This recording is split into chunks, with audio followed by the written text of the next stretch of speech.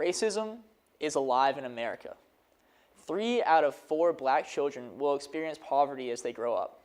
1 in 4 black men will end up in prison at some point in their lives.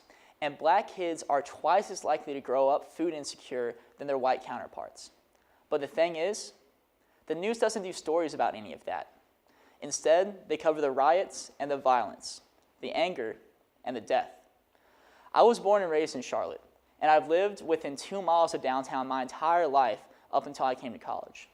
I'm so sad for my city, not only because it's burning, but because that pain will not result in any change. Because this is not a protest against poverty, or against child hunger, or against unfair sentencing laws.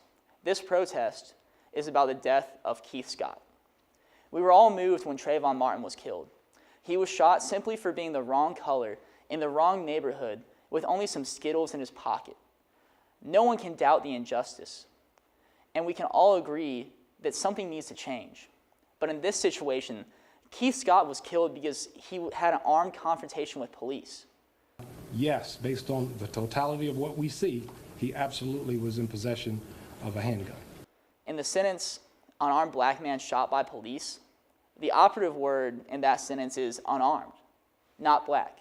Because if you're protesting the death of a man with a gun who had a confrontation with police, what exactly are you protesting? I say this because I care about the movement, and I agree with Black Lives Matter. There is racism in America, particularly in the criminal justice system, and we need to address it. But drawing international attention to this case and to this city is not the way to do it. What we need to do is come together. We have to understand that both sides are right, and at the same time that both sides are wrong. There is inequity in society, but not all cops are bad. And people need to respect and comply with police officers, but police officers need to show that same respect to others.